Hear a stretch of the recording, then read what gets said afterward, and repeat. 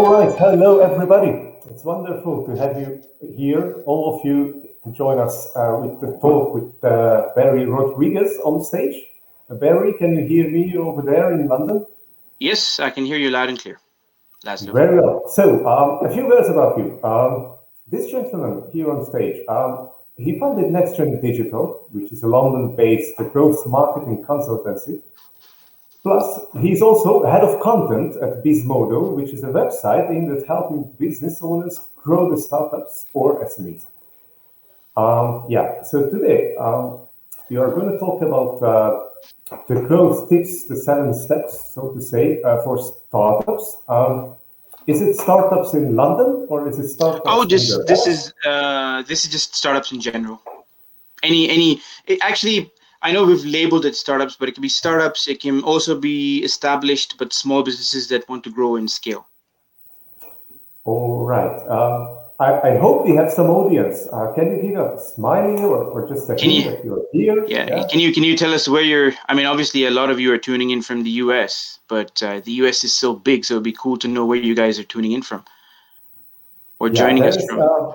Some practical knowledge maybe you have seen in other sessions, but you have a chat, already found that. So we got peeps from Melbourne, Australia. Nice.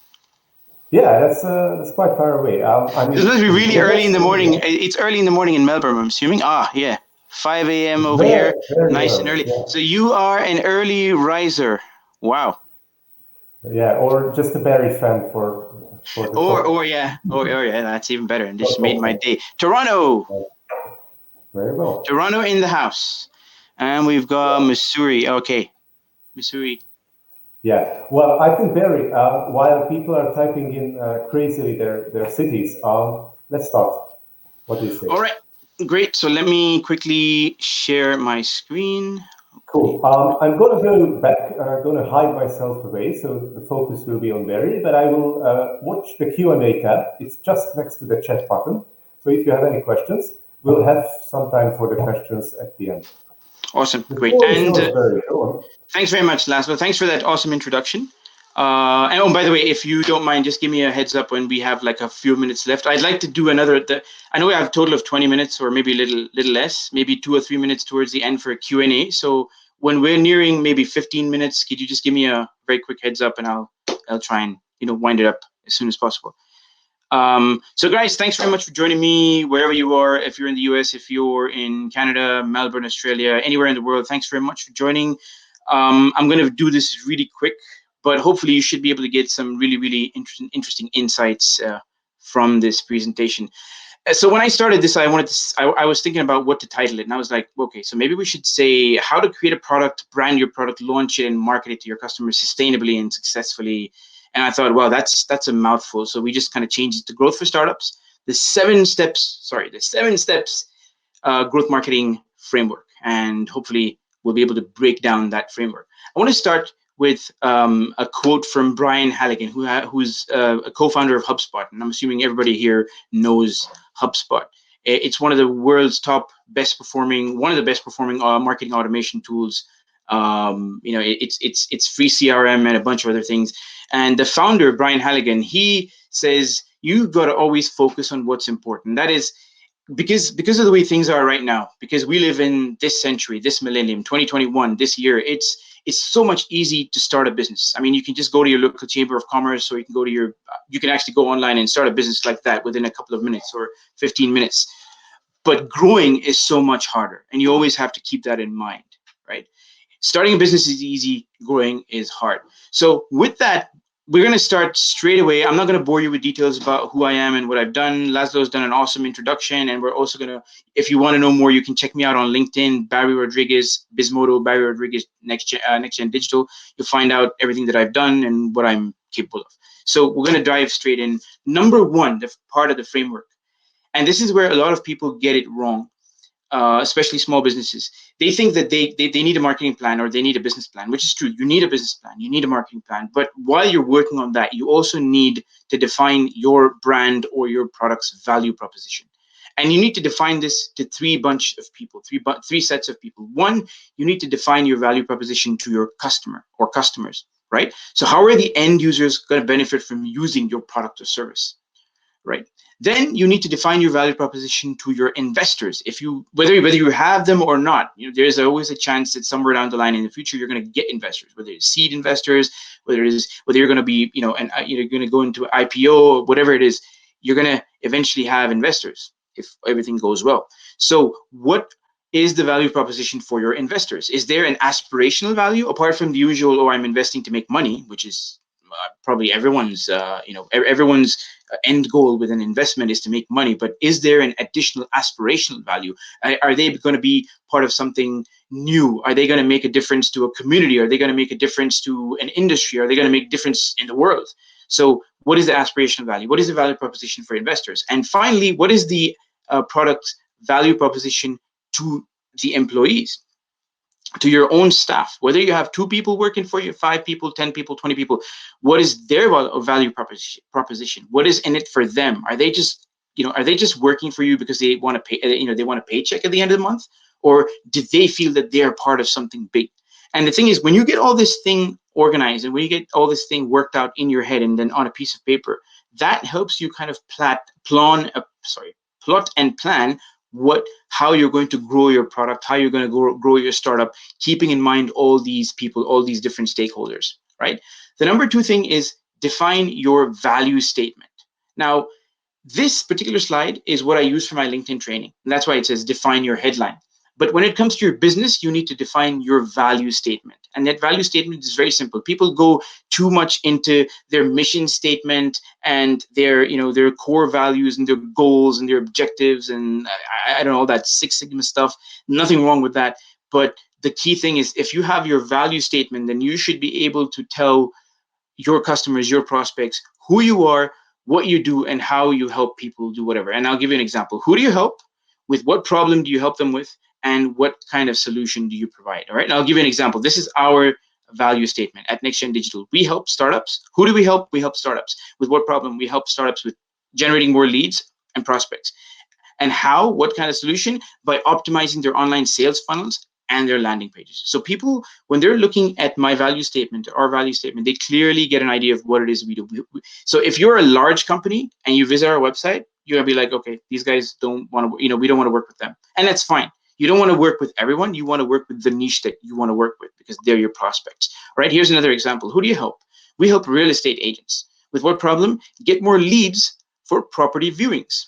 And by what solution? By getting more bookings online. All right, so very simple, very clear-cut, straightforward, easy to understand, right? Then you need to have some kind of a business model. You need to have a business framework, okay? And the business framework that we use is Business Model Canvas. There's tons of them out there, okay? We in particular like to use Business Model Canvas more so because more tech startups use this sort of a framework. And this is, again, it's a 10,000 feet overall sort of snapshot view of your business, and gives you an insight about who your key partners are, what your key activities are, what your key resources are, and then all this, and that's on the left side. And on the right side, you talk about your customer relationships, right? What kind of customer relationships you have, how you manage those customer relationships, and what are the different segments. And then right at the bottom, you have the cost structure, and then you have the revenue structure. This is your typical, it's almost like a balance sheet. It's like the bottom line, cost on one side, revenue on the other side. And it all revolves around, as you can see, that big, the rectangle in blue, it all revolves around your value proposition. All right. So next, number 4 is build your buyer personas. And a lot of people ask me, buyer personas, yeah, we know the segment that we want to target. And I'm like, well, the segment is good. You need to be able to figure out which segment you're targeting. But a buyer persona actually sort of, it helps you fine tune that target. All right. And what a buyer persona is it's a semi-fictitious representation of your ideal customer. All right. Now we have this fake, it's not fake, it's a buyer persona. It's semi-fictitious, and we call it marketing Marcus. Okay. If you're an accounting firm and if your target market is a CFO, you can call him Financial Philippe, for instance, or whatever. The key is to make it interesting, make it exciting, make it memorable, so you can remember anytime you're talking with your team about a particular persona. You don't want to be saying persona A, persona B. You just refer to him as marketing Marcus. So in our example, marketing Marcus, He's basically a marketing manager. He's 30 years old. He's got a business degree, and he works at a startup. And his goal is to basically bring in more revenue because he's new in the company. He wants to bring in more revenue, impress his bosses. And how we're going to break this down is we break it down into geographic, which is, well, the obvious one, then the demographic, which is the age, the gender, the education, and then further we break it down into psychographic and behavioral. So we want to know his values, we want to know his attitudes, we want to know his interests. Does he like soccer? Does he like basketball? Does he like baseball? And then again, his behavioral side, what are his hobbies? Does he collect coins? Does he collect cars? Is he a photography buff? And all these things help us better understand what channels he uses to communicate, where he hangs out, what social channels he hangs out on, what kind of blogs he reads, what kind of content he consumes, so that we can better position our brand or product in front of him in a non-interruptive way. All right. So that's number 4, build buyer personas. Number 5, build and nurture your audience. Okay, you need to be able to understand. Now, once you've got your buyer persona in place, you have a clear idea of who you're targeting. And by the way, I forgot to mention this. You don't necessarily have to have one buyer persona. You can have more than one, as long as you don't have 20, because that's just going from one end to the other, and it's very confusing. I think depending on the size and scale of your business, you can have anything between 1 to 5 buyer personas. And now you know their interests, you know what they search for, you know what they, what kind of blog articles they read, you know what kind of items they purchase, you know where they're purchasing items from. Based on that, you have to start creating content, all right? Or you have to start building your presence. And all you're doing here by either creating content or building your presence is you're showing them this is your brand and this is what you do, all right? Now, I'm going to break this down further, and this is going to make a lot of sense in the next slide. This is what we say, you've got to prioritize your funnel. And the reason, you can see it's broken down into AAARRR, and that's broken down further into awareness, acquisition, activation, retention, revenue, referral. The reason it's called AAARRR, the reason it's called, pirate funnel, is because that's the sound a pirate makes, right? I know it's cheesy, but it's kind of easy to remember. R. Right? So now if you look at the right side of this funnel, you can see tofu, mofu, and bofu. And tofu is top of the funnel. It's not the food that we eat. It's top of the funnel. It's short for top of the funnel. And this is where, if you know your buyer persona as well, you will know what will grab their awareness, and then what is going to push them into the second stage of your funnel, which is acquisition. And then eventually you will push them into the third stage of your funnel, which is the middle of the funnel as in mofu. Then you will push them into retention, then you will push them into revenue, and then you'll push them into referral. A very quick example. In the awareness stage, if you're a real estate company or you're a real estate broker or a consolidator of real estate, your awareness can be how many people are actually looking at your pay-per-click advertising. Okay, whether it's Facebook ads or whatever, LinkedIn ads or whatever ads, Google ads. When people actually visit your website, that you can consider acquisition. All right. When people sign up to a newsletter, for instance, or they sign up to get updates, for instance, that is considered activation. Retention can be determined by how many people return or how many people continuously click on the links to your newsletter when you continue sending to them. Because there's times when people will find a lead magnet, they'll find an interesting survey, they'll sign up, they'll download the survey, and that's it. Then they'll either unsubscribe or they'll just ignore your emails. So retention is important because you want them to continuously open your emails. Or in case of your website, you want them to continuously come back to your website to consume more content, right? Then you go to the bottom of the funnel, which is revenue, right? The revenue is obviously, it's self-explanatory. The revenue is where people actually sign up to a service, or they actually make a booking, or they buy a product, whatever it is. And again, right at the bottom is referral. And referral is where you have social intent, where you have testimonials, where you have an experience that is so enjoyable that people appreciate so much that they just start telling their friends about it and get other people signed up. And that's your referral. And this is your pirate funnel. And you getting to understand your buyer persona contributes a lot in terms of how they come into the funnel and how each part of your system, each part of your business treats these consumers, treats these prospects, and eventually converts them into customers.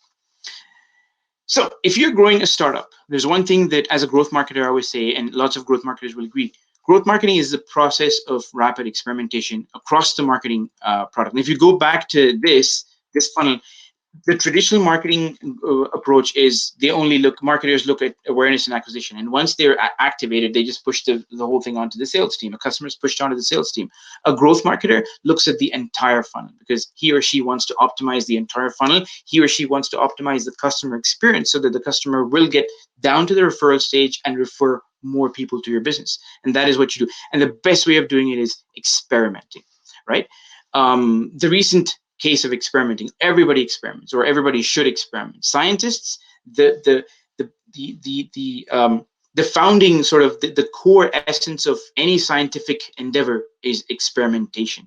All right, no scientist goes into the lab and just tries out one thing and says, oh, this is it.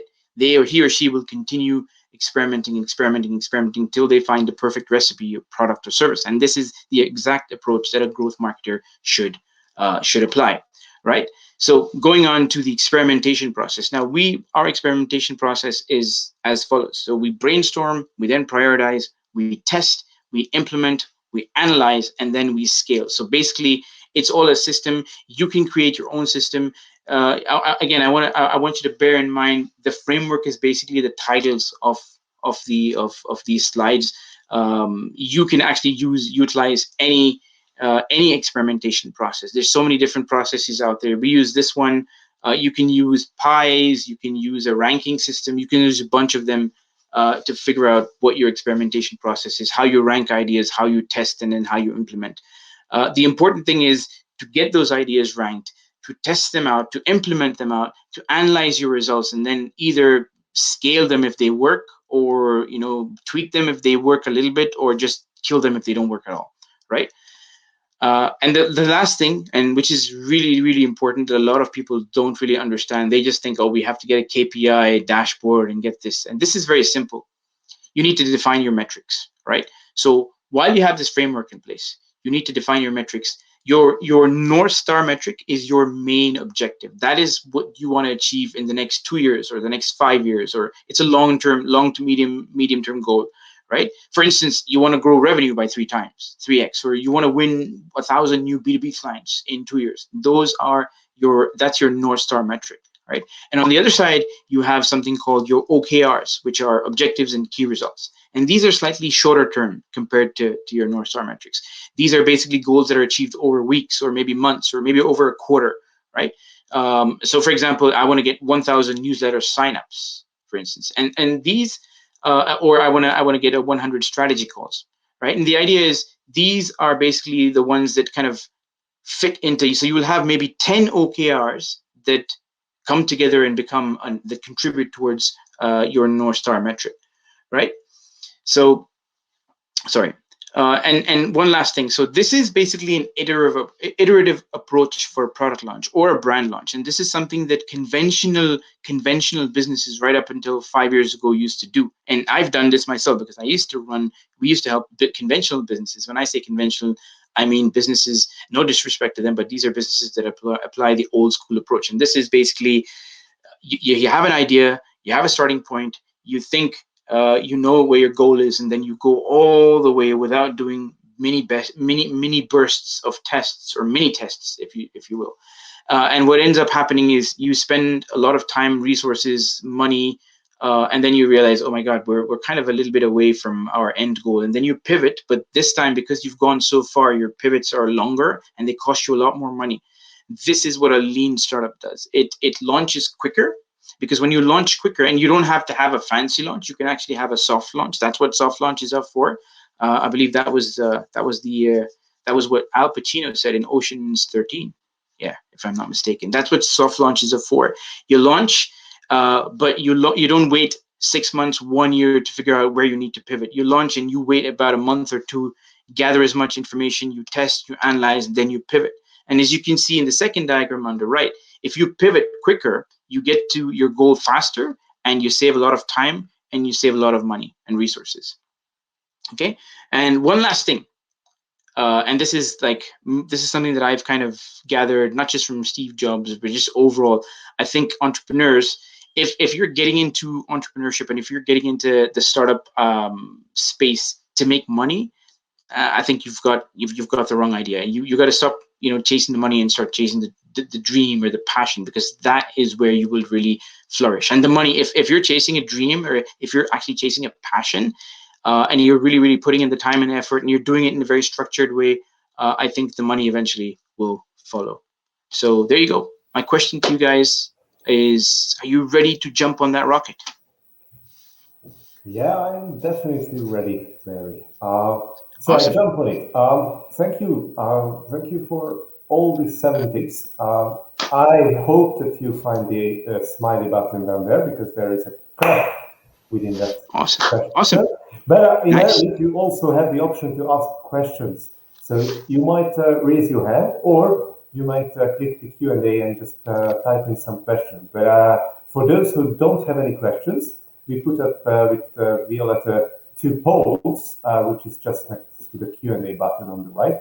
So if you would be so kind as to vote, do you know steps of the growth marketing, or do you have your own startup, or you just work in a startup maybe, so that we get to know you better and talk about the things that you might be interested. As long as you don't have any questions, if you sorry, go ahead. Sorry, Laszlo. Yeah, all right. So I do have one, actually. So 7 steps. When you coach the people you coach within the startup scene, which is the step, or which steps are the hardest for them? Where do they struggle the most? I think, all right, so here's the thing. They struggle all throughout, okay, to be honest. It depends on, because everyone has core capabilities, some things that they're really, really good at, and some things that they're really absolutely rubbish at, right? But I think generally where most people struggle is identifying that value proposition, because, and people make this mistake of, the value proposition is not your product. Your product is awesome, right? You might have the best product in the world, but if you cannot find, and there's the late Professor Christensen, I can't remember his first name.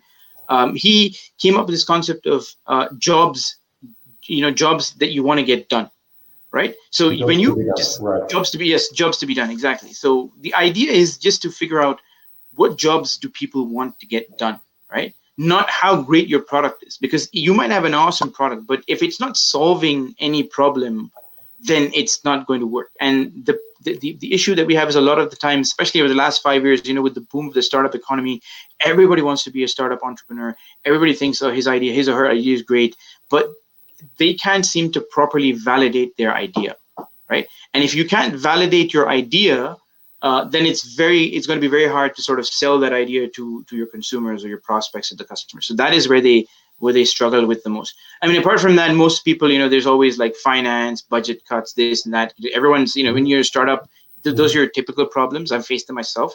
But and by the way, the value proposition thing is something that I have faced myself too, because when we started, we were like, oh, we want to serve everyone. We're a digital marketing growth consultancy. We want to serve everyone. And then gradually we kind of learned to fine tune our offering, because you realize you can't serve everyone, because then you're just confusing everyone. You really need to fine tune who you want to service, why you want to service, and you want to find out what your core competencies are, so you can serve that particular market in the best way possible. Thank you. I still don't see any raised hands or questions. Sorry, that was Clayton Christensen. I just remembered. Professor Clayton Christensen. Yeah. Clayton. Yeah. Another question.